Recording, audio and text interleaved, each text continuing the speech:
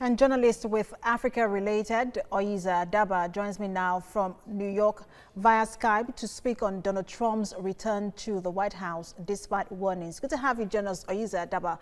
Now, how are people reacting to the comment coming from President Trump that Americans should get out there? Well, thank you again for having me. It's mixed reactions. There are supporters of the president that feel that, he's sending out the right message and being strong and displaying presidential behavior, or coming out like this to say, do not be afraid of COVID, and he feels much stronger than he's been in 20 years. And then on the other side, there are others that call this complete reckless behavior. We saw him go out on a motorcade on Sunday, and he was discharged from the hospital on Monday, and he's back at the White House now. Even though it is assumed that, not assumed, of course, is the president of the United States, and his medical care at the White House would be top-notch. Nothing short of top-notch would be provided for him. Still, again, taking off his mask when he got on at the top of the stairs yesterday. We shouldn't forget as well that this is election season, and Americans are going to the polls in the next 4 weeks, and with the polls looking the way they are against President Trump, he also feels the need to come out and put out a strong display that he's okay and the party is fine, and but at the same time, heavily criticized because we know the infectious rate of this disease. We've also seen that it's taken out over 209,000 lives in the US alone, and it makes it the highest death rate in the world. So it makes it very concerning for the majority of the American people. So before President Trump contracted the virus, his messaging was basically to undermine the severity of the pandemic. And many hoped that, just by contracting the virus, he might change his messaging. But he seems to be averse to appearing weak and sick. So do you think that President Trump's messaging would change in the coming days, and in what direction?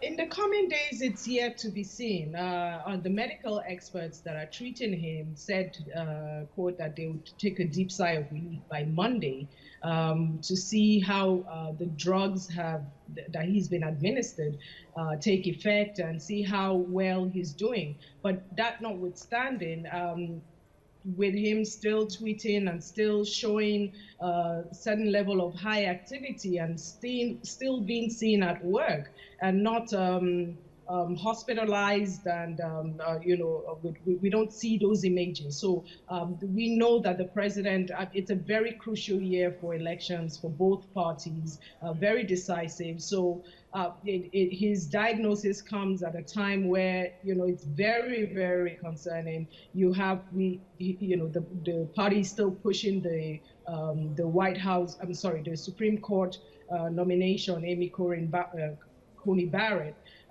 whose hearing is coming up soon, and the campaign rallies are still going on across the United States. People are still going to come out on November 3rd to vote. So his the COVID diagnosis, of course, it humanizes the president to show that anybody can catch it, really. But the concerns again are there. With staffers at the White House, with people that work closely to him and their families.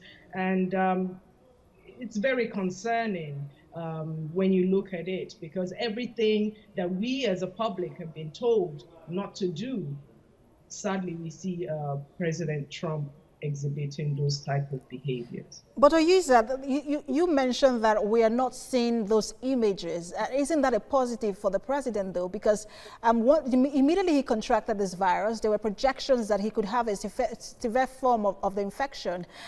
When you look at his age, he's 74, and when you also look at his weight, but we're not seeing that. Isn't that some sort of positive for him? Absolutely. I mean, depending on, where you choose to look at it, nobody praised this upon even their worst enemy. We've seen the devastating effects of COVID-19 across the world. So seeing the president exhibit strength within, even having going through this, it's somewhat of a positive. It shows that people can survive it. People have survived it. And again, but you know, everything is tied into the politically charged terrain that and time that we are in the US at the moment. So a lot of it, of course, whether it's real or whether it's orchestrated, but the bottom line is whatever is put out there, it's got to be to the benefit and the safety of the American people in general.